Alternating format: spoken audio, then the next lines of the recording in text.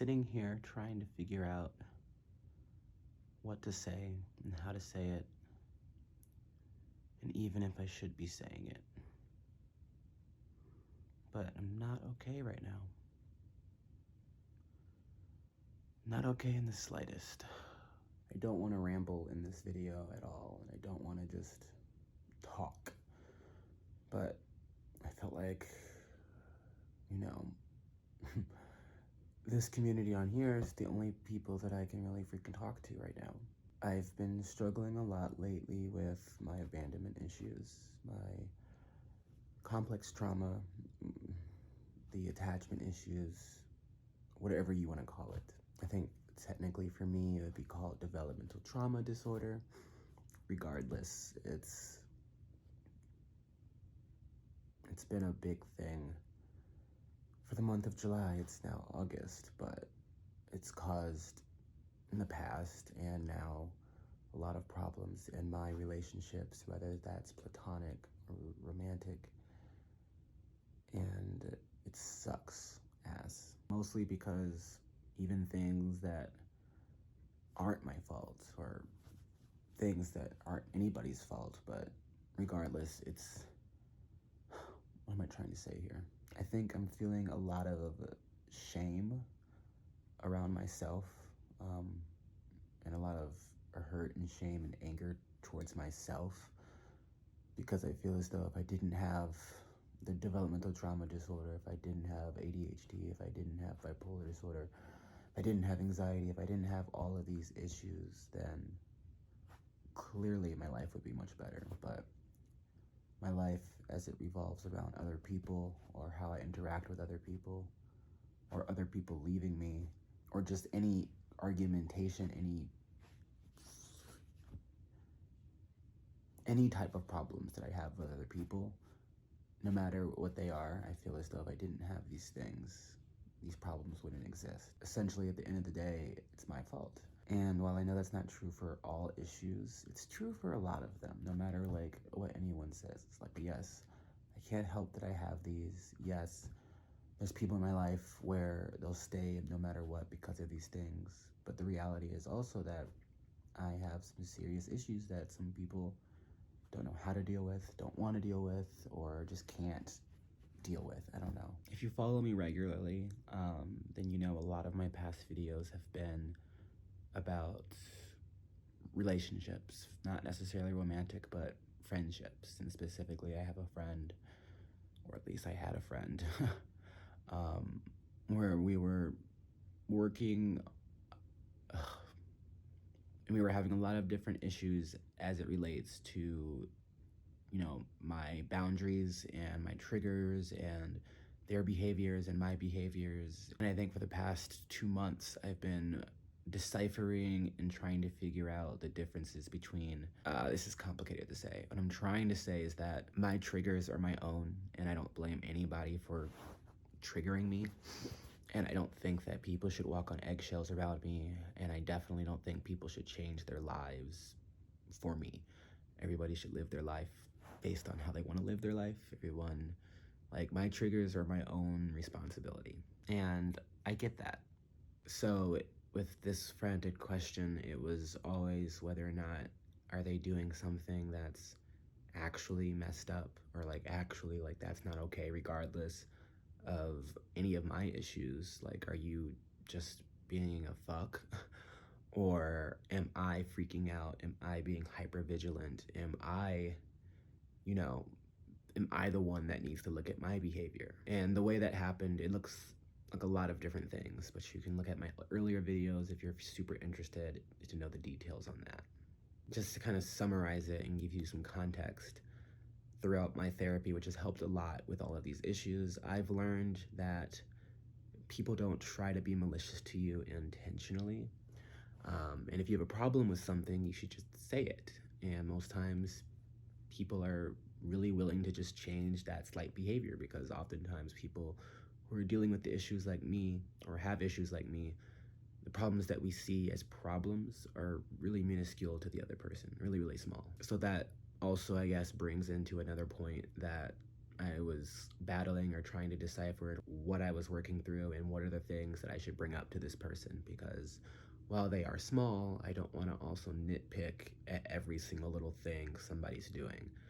That's annoying. And while it would help me, I know that's annoying.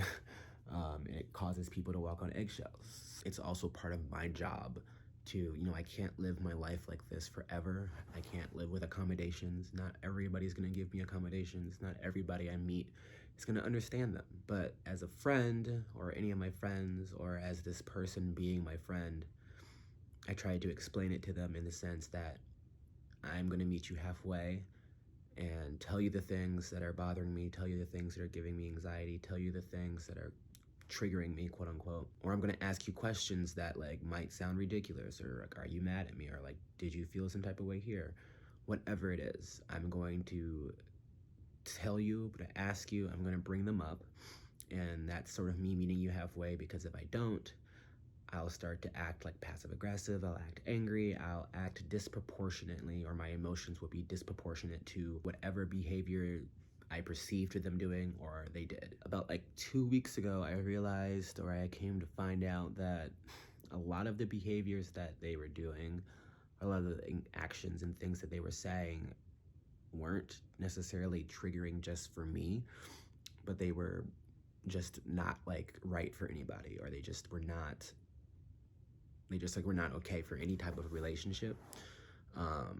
And they were just detriment. Like, anybody would have problems with these. And I think for me, it's a hard time understanding that, because I feel so strongly about so many different things. I can never tell if this is just me blowing out of proportion, or if this is like a normal thing to get upset about. Regardless, I don't think that's really the issue. I mean, I think it comes down to having people in your life and having friends in your life, regardless of what you have or what you're going through, regardless of what they have and what they're going through. We all want to be loved in certain ways. And once we express how we want to be loved and how we want to be treated, if it's not followed, then it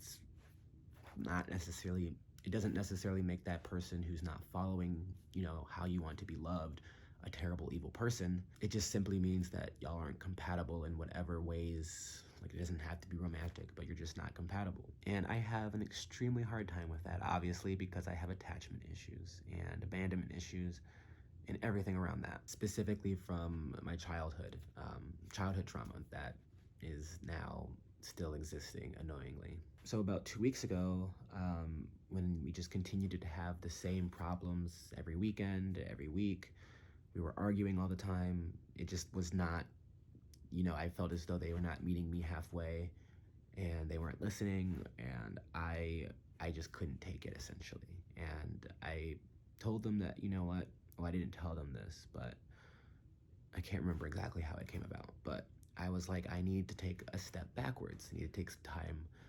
Like, I can't do this, because I am not gonna get into a fight all the time, and I'm not gonna argue and fight and be angry.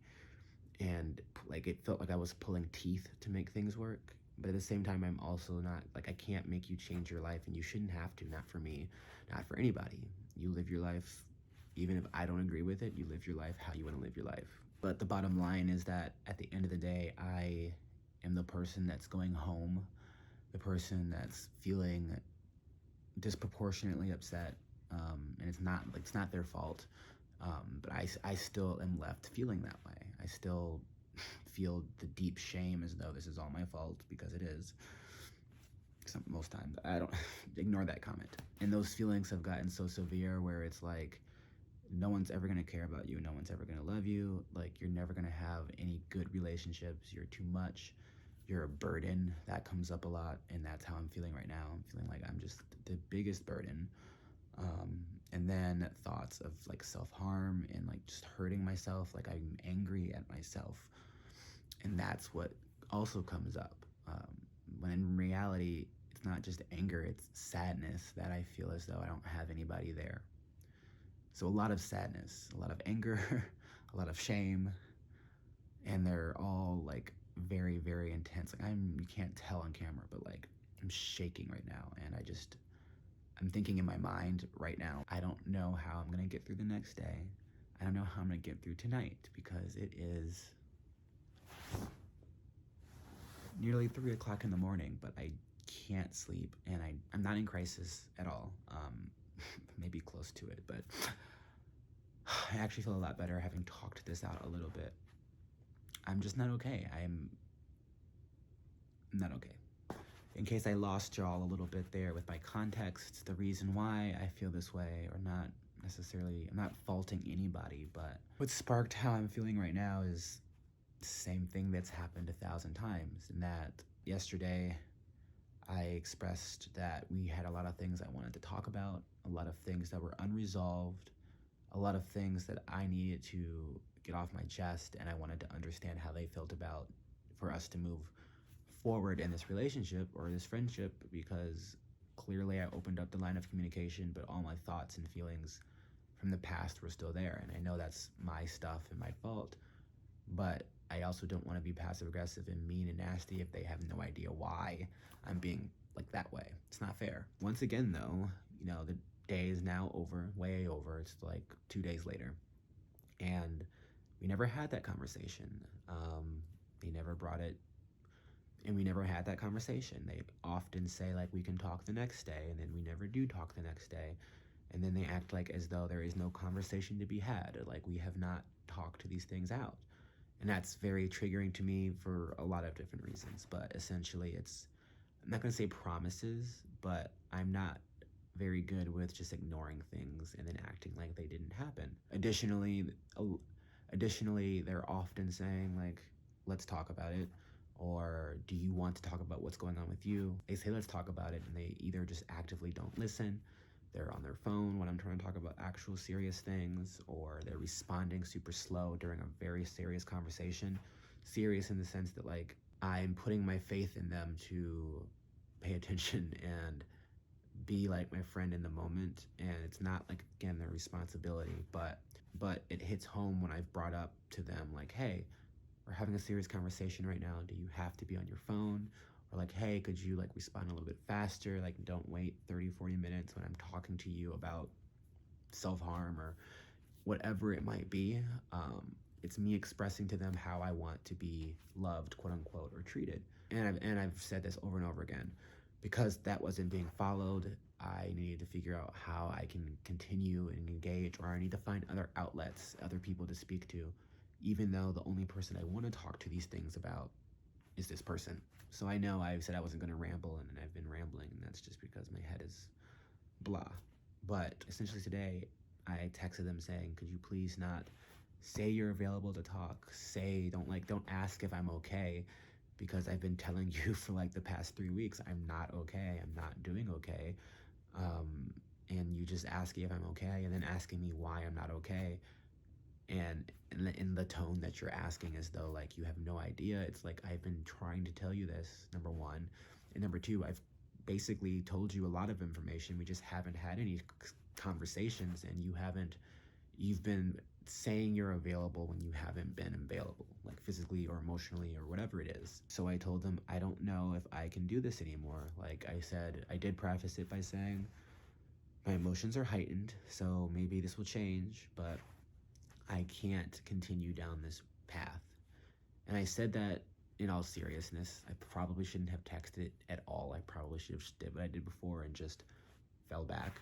But I think at the heart of it, obviously, I wanted to see what they would say. I wanted to see if they cared. I wanted to see something from them, because I had written them a huge text message before this about how I wanted them to be present, and there was no response. And the first thing that comes to my mind is that, like, okay, whenever we're talking and having serious conversations, you're always on your phone. So it's like, I know you saw it, but as soon as our conversations get difficult, you selectively choose to ignore it. The details aren't important, or they're important, but not for this video.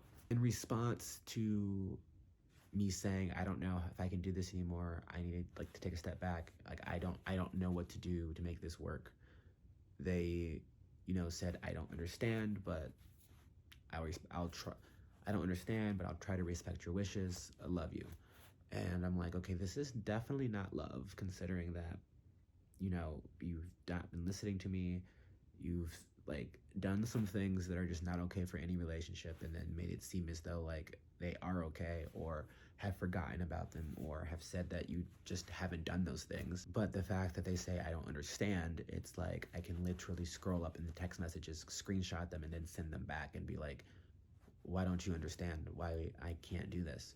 I didn't do that, but it just, those two things kind of hit home. And then of course, like a dummy, I texted back saying, just try to help you understand is your response, because I felt like I'm over here pulling teeth, trying to make this work, like sitting up. Well, I wasn't here necessarily, but I'm still ruminating about it no matter where I am, thinking about how do I make this friendship work, this person, I care about them, I feel like I'm doing the most work in this relationship, and this person could give two fucks. But at the same time, losing this person for me is a detriment to myself. Plus, added to that, like my abandonment issues makes it even more of a detriment. So in response to all of that, I said, to help you understand, your response or your lack of a response is the reason why I'm having trouble, or the reason why I don't think I can do this anymore. Like, you're not giving me what I need or what I'm asking you for. It's no fault of yours. I even apologized. Like, I'm like, it's not your fault. It's just us not working. And they hearted it with the reaction. Like, that's all they had to say. And that's kind of what just sent me off the rails. Not off the rails as in like I got angry at them. I didn't respond because I've learned my lesson now. I don't want to respond with something and then I get, knowing what I'm going to get back, I know I'm going to get some answer that's going to piss me off, or not an answer that's going to piss me off. I'm going to get some response. But I just feel like, number one, like I'm dealing with a lot of loss already. My really, really good friend from high school that I've known for like 8 years, still haven't talked to him since November because he ghosted. My grandmother passed away. I lost a relationship. Just found out hours ago that one of my good friends, really I have two best friends here in Atlanta. My other best friend is moving, so he's leaving within hours, so I just found that out. I've come to realizations about my mother, who passed away, my birth mom. I have to do a whole other video on that, but I've come to realizations about her loss and how I actually blame myself for that. Again, a whole nother video. And now there's this loss of a relationship. It's like, okay, now I'm losing this friend, or I've lost this friend, and they didn't even fight for it. They didn't ghost me, but they seem to have no understanding as to why I am having trouble with the friendship. And more so, they did not seem to care. They were just like, okay, sure, whatever. Or I guess they loved the idea because that was their heart reaction. And what makes it worse is that I've explained to them my abandonment issues. I've explained to them all of my issues, all of this. They've comprehended this. Sometimes they don't listen, but they say they've gotten it. They say they understood at times before we had these problems. They really listened. They know that I've lost certain relationships recently. They know the things that I'm going through. They know that, like, they know all these things. And it's like, I don't understand how you can say you love somebody and then react in that way, slash know that I am how I am. And like, even if they had said, let's talk about this tomorrow, or like anything besides like the little heart reaction, it simply, to me, was like a big fuck you. I don't really care that much. And on top of that, I might be reading too much into this. It felt like, they knew exactly what they were doing, specifically for me, someone who deals with these issues, to hurt me. And I know texts are hard to like decipher the tones of, but like, I know, because sometimes I think I don't know, but like recently I know. So I'm done with all these details. I just really needed an outlet to talk to, because I'm afraid of talking to people or really letting anybody in right now. People leave, or they pass away, or they turn out to be who they're not going to be, and I'm still shaking, but I'm still not okay. But I remember when I first started this video, I was like, I'm not okay, not okay, not okay. You can drop one of those not okays. I feel a little bit better. But I'm still really sad and hurt, and that hurt still is being turned inward. I'm not even mad at this person. Like, I'm not angry at this person. I don't want to hurt this person. I would never want to hurt this person. I I feel nothing but love towards this person. The person who I hate and who I'm angry at and who I'm fine. I'm fine for now, I promise. The person I do hate and the person I do like want to inflict damage on is myself. Because even though I perceive my friend or my ex-friends or whatever, even though I perceive their behaviors and actions towards me as malicious, at the end of the day, I truly do believe that it's like my fault. Because if I didn't have these issues, then none of these things, none of these issues, then none of this would be a problem. So at the end of the day, it's like, it's my fault. And it's going to continue to be my fault throughout my life because I'm a difficult person. And yes, I know. Say nice things to yourself and don't be so hard on yourself. I'm just explaining to y'all how I feel. Like, I can decipher and compartmentalize the two. At least I can right now. Sometimes when I can't, that's when it gets into crisis mode and becomes dangerous. But yeah, I don't know what else to say. I do feel better though. So if you've been listening up to this point, thank you. Love y'all. Bye.